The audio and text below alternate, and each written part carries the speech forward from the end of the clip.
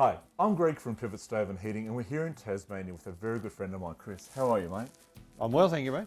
All good. Thank you for letting us take over your house with camera gear and lighting and bits and pieces. Well, we get to play with your Pyroclassic. Yep. Now, All good. You saw this down at the Agfest this year? Agfest, yes. And what made you buy a Pyro? You've had a look at all the heaters. What made you buy a Pyro over everything else?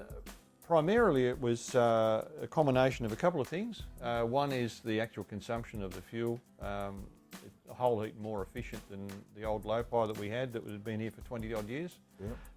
And the fact that it was a wetback came with it. Yep. Which was critical for us because we've got solar panels on the roof and a wetback from the convection and a gas tube in the middle of the hot water cylinder, so that heats the whole thing, so it's gravity feed hot water. It fitted with everything we had here. We do a fair bit of cooking on top as well. As you can see, it's all scratched and food spilt on it and so forth. That's what it's for though. It's a what it's working for. property. It's brilliant. Yeah, we have the cast iron crock on there. Only just over a week ago I cooked up a dozen lamb shanks and pot vegetables, and it sat on the stove for about 8 hours. We should have come and done this afternoon. I don't know what I did in the morning. This is great. Yeah, I've got a pizza oven downstairs that I built, and on occasions I throw the lamb shanks in there with a pork belly. And I haven't tried the pork belly on this yet, but I reckon I could. I'll talk to you later with some great ideas. So what was the actual first thing you cooked on the top of it? Rolled oats. Yeah? Yep.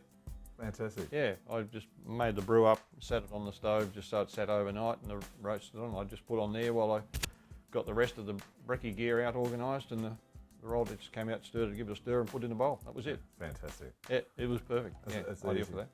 Now, since you've had it, though, obviously we did a lot of research on this before you brought it. We're talking about the wood consumption. So are you burning, I mean, is there a significant amount of difference in the wood or just a little bit difference? We're finding, compared to the old style low pie, and so it was 23 years old, it was burnt out inside after all that time, we were using a good big barrel load of firewood a day for that during the winter. I'm using this roll once a day. Oh, wow. So I'd say around about a third. Wow, okay. Probably a little bit less of firewood. The one disappointing fact with the heater is that we've got 6 or 8 tonne of firewood downstairs all split up. A lot of it's large chunks. I'm going to have to split it again because it doesn't fit in the hole. Yeah. But it's all 14-inch timber, and this is a 20-inch hole.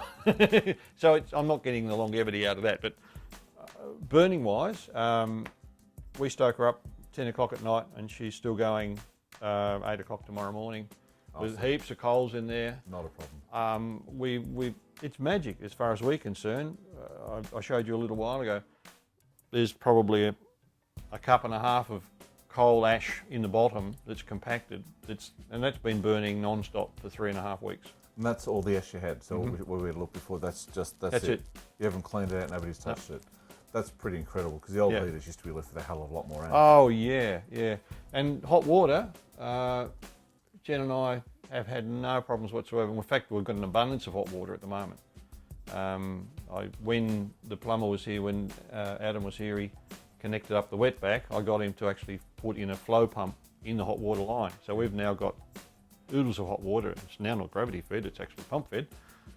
And we're enjoying our showers enormously. Yeah. You brought this from the local guys in Tassie here at Heffernan. How did you find dealing with those guys? Terrific. And their installers were just spot on. The boys were as helpful as anything. We got the old heater out with any drama, and it was I actually took the morning off and came and sat with them and worked with them and just understand. I'm a building contractor from many years ago, so I like to understand how things go together, and it was a delight to see how the package came together. And these things here are just lift out. Oh, that's hot.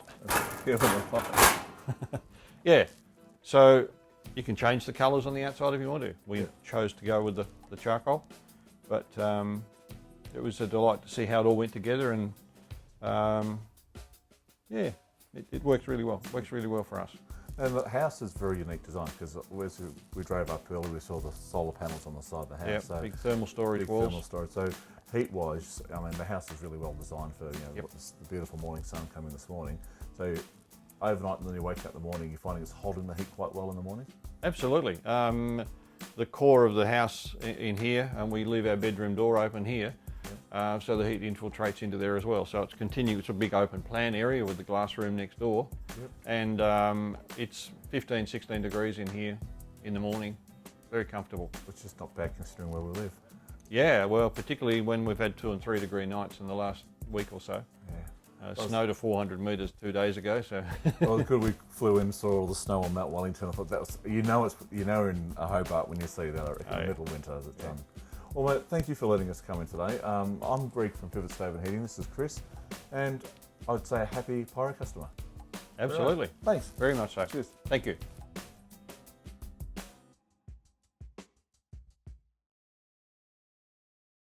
We give it a go. In the first couple of days, it was a learning process, how to feed it, even to get the thing going. We got a little container here with our little fire starters sitting in metho, so we just set that with a few of the twigs, this sort of stuff, stack them in there, put that at the bottom of it, light her up. We don't have to worry about paper and twigs and all that sort of stuff. It works so well. That's pretty cool. And this, when you open it up, open the throat up, it's like a blast furnace of air, like a bellows, as it says in the publications.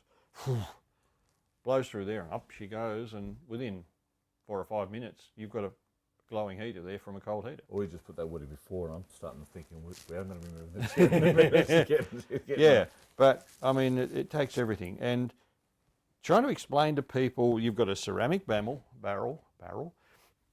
with it's about 6 or 8 mil, probably 10 mil, isn't it? Yeah. Around the outside of that, all strapped up. So that's the heat chamber. But the chimney for the firebox is at the front. It goes against everything. It goes against everything, you think.